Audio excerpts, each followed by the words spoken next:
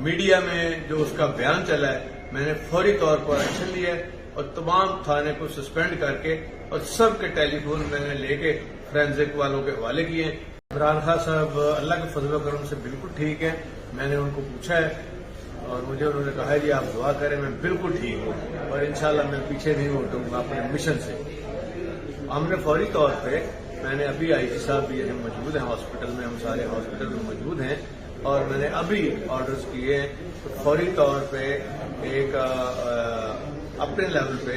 GIT इस तरह की बने कि इसमें काउंटर टेररिज्म का देखा जाए और इसके जो मुहरकात हैं और पीछे कौन है, इसके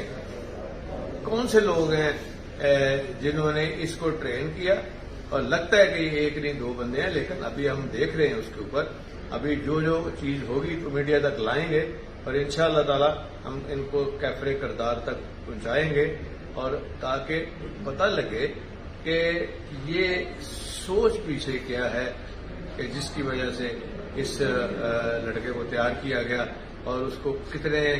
इन्होंने फंड्स दिए, कितने पैसे दिए और कहां से लेके आए, ताकि पहले उसने आके प्रैक्टिस की और कितने ही लोगों को जख्मी किया है। और अल्हम्दुलिल्लाह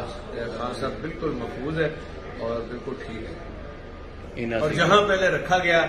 मीडिया में जो उसका बयान चला है, मैंने फौरी तौर पर एक्शन लिया है और तमाम थाने को सस्पेंड करके और सबके टेलीफोन मैंने लेके फोरेंसिक वालों के हवाले किए हैं। तो मुझे बताया जाए कि इनका ये जो थाने वाले, इनका कहां से राब्ता था और इस लड़के का कहां से राब्ता था और जहां इसने मोटरसाइकिल खड़ी की है और उसके रिश्तेदारों का क्या राब्ता था और किसके साथ राब्ता था।